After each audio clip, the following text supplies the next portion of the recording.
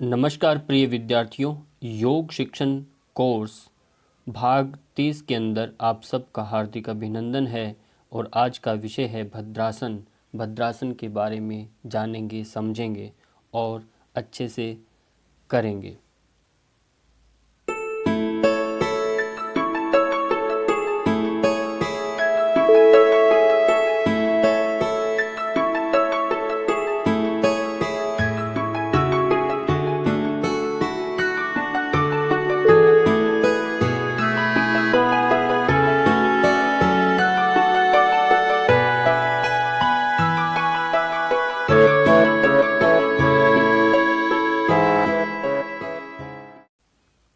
भद्रासन।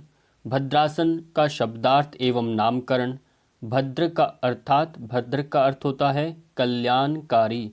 ये भद्रासन सभी रोगों को दूर करता है, इसलिए इसे भद्रासन कहते हैं।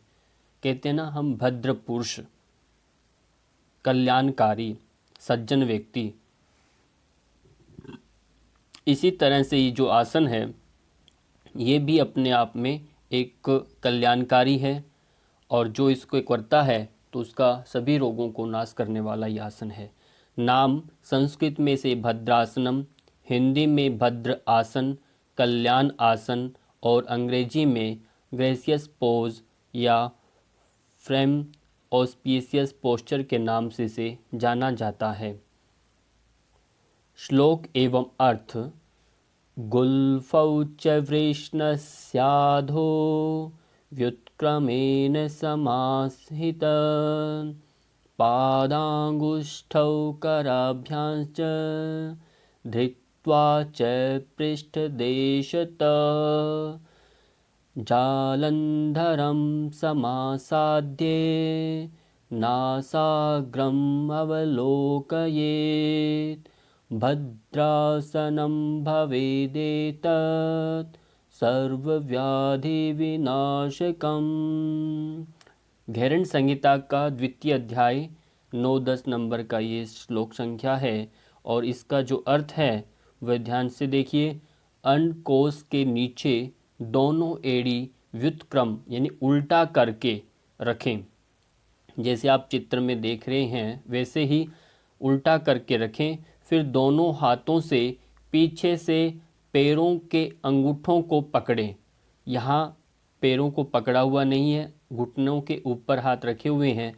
फिर जालंधर करके नासिका के अग्र भाग को देखना चाहिए। इस प्रकार सब व्याधियों का विनाश करने वाला ये भद्रासन होता है।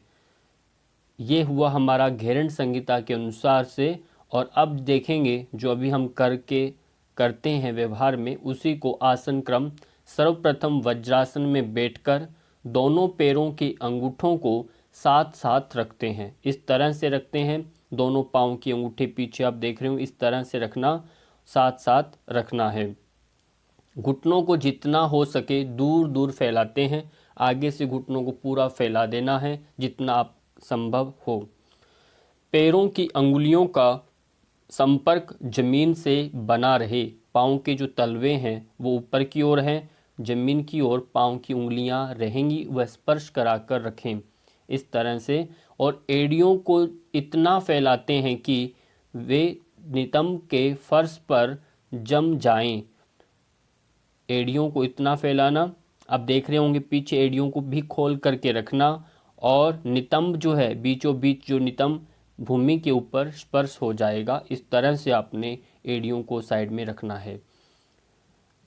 इसके बाद क्या करना, फिर दोनों हाथों से टखने को पकड़ते हैं। अपने दोनों हाथों से टखने पकड़ लेंगे। श्वास प्रश्वास सामान्य रहेगा। काल अवधि जो है 1 मिनट अथवा यथा सामर्थ्य अनुसार आप इस अभ्यास को करना है। आसन का जो चित्र है वो देख रहे हैं सम्मुख सामने से। पाँव में जो गैप है, हाथ अपने घुटनों पर हैं, पाँव पीछे कैसे होंगे वो इस चित्र में देखिए। पाँव पीछे चिपके हुए रहेंगे, पीछे से स्थिति आपकी ऐसे होगी। प्रभाव, शारीरिक प्रभाव। वज्र नाड़ी पर जोर पड़ने के कारण पाचन शक्ति तीव्र होती है। वज्रा नाड़ी जो आपको बताया एड़ियों के समीप रहती है, उस पर जब प्रेशराइज होता है वो पाचन क्रिया से संबंधित है और पाचन क्रिया भी आपकी तीव्र होने लगती है। साथ ही साथ बिना प्रयास किए स्वाभाविक रूप से अश्वनी और वज्रोली मुद्रा का अभ्यास भी इसमें हो जाता है। अश्वनी मुद्रा यानी मूलबंध से ये क्रिया है, इसका भी अभ्यास और वज्रोली मुद्रा दोनों का अभ्यास होने लगता है। जांघें, घुटने, पैर एवं एड़ियां मजबूत और सुदृढ़ बनती है, क्योंकि इनका रक्त संचार अच्छा होगा तो इनका आयु बढ़ेगा, लंबी रहेंगी। बवासीर यानी पाइल्स का प्रॉब्लम, मधुमेह, डायबिटीज, वृषण वृद्धि, जो भी प्रोस्टेट है, हर्नियाँ हैं आदि रोगों का शमन करता है। ऐसी समस्या के अंदर भी इसका बहुत बड़ा महत्वपूर्ण रोल है। समस्त रोगों को शमन करने में ये सहायक है। फेफड़ों को ऑक्सीजन प्रचुर मात्रा में मिलती है इसके माध्यम से, जिससे वायु छिद्र खुल जाते हैं, आपके वक्षस्थल सुंदर और सुडौल बनता है और मुख पर कांति आती है। मानसिक प्रभाव जो हैं इसके वह ये हैं, ये काम विकार को शांत कर चित्त को शांत बनाता है। और साथ में आध्यात्मिक महत्व भी देखिए, ये आसन मुख्य रूप से आध्यात्मिक साधकों के लिए है, क्योंकि इस स्थिति में आने मात्र से मूलाधार चक्र उत्तेजित होने लगता है। मूलाधार चक्र आपका जो मूल में है, बिल्कुल अंतिम यानी प्रथम चक्र है ये आपका प्रभावित होगा, उत्तेजित होता है, क्यों भूमि के स्पर्श में आएगा। भूमि के स्पर्श में आने से ये चक्र प्रभावित होता है और जिससे ही आपका काम पीठ जो है ये इसका भेदन होने के कारण आपका अध्यात्म चक्र आगे की यात्रा प्रारंभ होती है। चक्र जागृत होने लगते हैं, भेदन होने लगते हैं। ये ध्यान का एक उत्तम आसन है। इस आसन में आप ध्यान कर सकते हैं। ध्यान के लिए इसलिए कहा, ये चक्र आपके मूलाधार और स्वादिष्ठान चक्रों से संबंधित है, और जब मूलाधार स्वादिष्ठान चक्र आपके संबंध में रहते हैं और उनका विशेष जब प्रभाव नियंत्रण में जब आता है उनका, तो आपका मन शांत, चित्त शांत होता है और उस समय हम जो भी ध्यान करते हैं वो निष्काम होता है। कर्म जो करें वो निष्काम होगा, ध्यान होगा, वो सुषुम्ना नाड़ी पूर्णतः इसमें जागृत होती है। और इसी के साथ साथ मांसपेशियों पर प्रभाव आप देखेंगे, बिल्कुल पूर्णतया मेरुदंड आपका प्रभावित, पेल्विक रीजन आपका, नितंबास्थि, त्रिकास्थि और पाँव की ऊपरी सतह की जितनी भी मांसपेशियां हैं वह प्रभावित होती हैं। ये प्रभाव इस तरह से है, ये मांसपेशियां रीढ़ की आसपास की जो मांसपेशियां हैं वह पूर्णतया शिथिल होती हैं, सुदृढ़ बनती हैं, जिससे मेरुदंड से प्रवाहित होने वाला जो प्राण है वो अच्छे से कार्य करेगा, ताकि हमारी ईड़ा, पिंगला और सुषुम्ना नाड़ी बराबर काम करे, जिससे ये आसन ध्यान सिद्धि में, समाधि तक ले जाने में बहुत ही उपयोगी आसन बनाता है। चक्रों पर प्रभाव, मूलाधार चक्र इसमें मूल है, ये सबसे महत्वपूर्ण चक्र है और इस पर प्रभाव इस आसन का पड़ता है। ग्रंथियों पर प्रभाव देखें तो जनन ग्रंथियां आपकी और शुक्र ग्रंथियां हैं। जनन व शुक्र ग्रंथियों के अतिरिक्त अधिवृक्क ग्रंथि, इन तीन ग्रंथियों पर इसका विशेष प्रभाव पड़ता है। ग्रंथियां, चक्कर, ये मांसपेशियां बार बार दिखाने का हमारा उद्देश्य है, ताकि आप आसनों की वास्तविकता समझिए। आसन आपको शरीर को स्वस्थ बनाने के साथ साथ आपका अध्यात्म और मानसिक स्तर को भी, आपके हार्मोन्स को भी ये ठीक करता है। आसन से पहले कौन से आसन करें, कौन से अभ्यास करें, उसमें अर्ध पद्मासन का आपको अभ्यास करना, ये दोनों तरफ से करना है। पहले एक पाँव से करना, फिर दूसरे। इससे आपके घुटने आपके अंदर जो क्रॉस जब करेंगे तो इसमें फ्लेक्सिबिलिटी आएगी, तभी जाकर के आप वज्रासन में बैठते हुए पाँव को फैला पाएंगे। तितली आसन है, अर्ध तितली आसन कर सकते हैं, ऐसे कर सकते हैं जिससे आपका पेल्विक रीजन अच्छे से खुले, नितंबास्थि खुले, कहीं जर्क ना आए। आसन जब आप कर लेते हैं उसके बाद भी अभ्यास करने आवश्यक है, उसमें वक्रासन सबसे पहले है।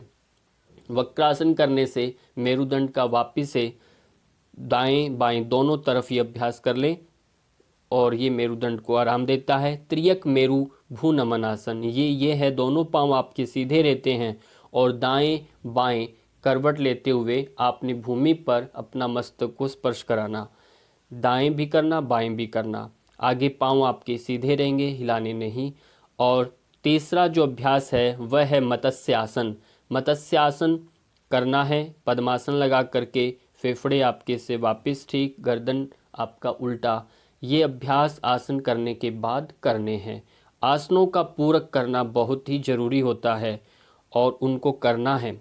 सावधानियाँ देखिए। तीव्र कमर दर्द, कमर में बहुत तेज़ दर्द है, इस स्थिति में आपको अभ्यास धीरे धीरे करना है, अभ्यास जल्दबाजी नहीं करना। गठिया वाले रोगी तो कर नहीं सकते, घुटने उनके अकड़े हुए हैं, ये वज्रासन है, घुटनों में दर्द है। जो कोई भी ऐसी स्थिति बने तो उनको ये अभ्यास नहीं करना। अब चाहे गठिया जिसको, उसके चाहे पाइल्स का प्रॉब्लम क्यों ना हो, आप सोचें कि ये ठीक है, बवासीर के रोगियों को ठीक है, तो ऐसी अवस्था में बिठाना चाहिए, पर नहीं। आप उसको पूछिए कि संधिवात घुटनों में, पाँव में, नीज में, नी सर्जरी, नी रिप्लेसमेंट तो नहीं, तो ऐसी स्थिति में आप उसको नहीं करा सकते। विशेष बात यह है, मेरुदंड को सीधा रखना है। आप जहाँ भी करें भूमि समतल रहे, सीधे समान रूप से सीधा रखना। सभी स्थितियों का आंतरिक मन से अवलोकन करें। जब अंतिम स्थिति में आप होते हैं तो आप अपने मेरुदंड के ऊपर ही ध्यान करें, विशेषतः मूला चक्कर पर ध्यान करें, और जहां घुटनों पर, पिंडलियों पर, पीछे एड़ियां आपस में मिली हुई हैं क्या, इन सब पर आपने आंतरिक अवलोकन करना। नासाग्र पर ध्यान, श्वास प्रश्वास पर ध्यान। इस तरह से ये आपका आसन जब करेंगे तो पूर्ण लाभ देगा। और समयबद्धता का ध्यान रखना, और जिस तरह से आप आते जाते हैं वो भी ध्यान रखना है। और आगे भी इसी का हम वीडियो देखेंगे। अभी हम भद्रासन का वीडियो देखेंगे। सर्वप्रथम अपने एक एक करके दोनों पाँव को पीछे की ओर रख लेंगे, जैसे हम वीरासन के अंदर बैठते हैं। अपने एड़ियों के ऊपर, अपनी एड़ियों के ऊपर नहीं बैठना, एड़ियों को पार्श्व में रखेंगे और पाँव को आगे से इस तरह फैलाएंगे, इतना फैलाएंगे कि दोनों पाँव की पीछे से एड़ियाँ तो दूर रहेंगी नितंब प्रदेश के साथ, और पंजे मिल जाएंगे। नितंब प्रदेश जो है आपका, हिप्स जो है भूमि के ऊपर स्पर्श कर देगा पूर्णतया। हाथ आप अपने घुटनों पर रखने हैं। इसी को आप एक बार देख लीजिए, पीछे पाँव की स्थिति किस तरह से बनती है। पीछे पाँव कैसे रखने हैं, पाँव में अंतर आपने लिया, लेने के बाद ध्यान से देखिए, अपने आप को नितंब प्रदेश को भूमि पर स्पर्श कराना और घुटनों को जितना हो सके आगे से फैला देना है, जितना आप फैला पाते हैं, और अंतिम में पीछे पाँव के पंजों को आपस में मिलाना है। विशेष रूप से अंगूठे को मिला लेना है। आपकी एड़ियाँ नितंब के साइड में चिपकी हुई है, हाथ आपके घुटनों के ऊपर, कमर गर्दन सीधी, श्वास प्रश्वास पर ध्यान, मूलाधार चक्र पर ध्यान। और ये एक अपने आप में ध्यानात्मक आसन है। स्थिति में रुकना है और इसी तरह से आप यहाँ से जब विश्राम लें, धीरे धीरे करके वापस आना, एक एक करके पाँव को विश्राम देना है। एक एक करके पाँव को विश्राम दे दीजिए। पहले जिस पाँव को जिस तरह से लेकर गए वैसे ही पहले अपने दाएं पाँव को विश्राम देना, फिर बाएं पाँव को दिया, और अंतिम में शिथिल दंडासन की स्थिति में विश्राम लेकर के बैठ जाना। जल्दबाजी बिल्कुल नहीं करनी। अभी आप देखेंगे भद्रासन की कुछ विशेष बातें। भद्रासन में सर्वप्रथम आपने क्या करना, पाँव को फैला करके सीधे बैठ जाना है, एक दंडासन की स्थिति में हाथ अपने पास में रखना। उसके बाद आपने 2 नंबर कहने पर ध्यान दीजिए, ये क्या हुआ आप ध्यान दीजिए। अपने एक पैर को आपने फोल्ड किया, फोल्ड करने के बाद जैसे हम वज्रासन में बैठते हैं, इसमें वज्रासन में न बैठते हुए अपने नितंबों को पास में, अपना जैसे राइट लेग को फोल्ड किया है तो राइट लेग के पास में इस नितंब एड़ियों को ले जा करके रख देना है, और पंजा आपका बिल्कुल स्पर्श भूमि पर रहेगा। इसी तरह से आपने दूसरे पाँव को अपने पीछे लेके जा कर के रखना है और पाँव में जितना हो सके, कम से कम जितना हो सके अपने पाँव में अंतर ले लेना है। हाथों को अपने टखनों के ऊपर ला कर के रख देने हैं। कमर गर्दन बिल्कुल आपकी सीधी रहेगी, दृष्टि सामने, नहीं तो उन्मीलन मुद्रा जो होती है, आँखों को हल्का सा नीचे की ओर करके रखेंगे, नासाग्र पर ध्यान देंगे, पूर्णतः आंखें बंद नहीं रहेंगी।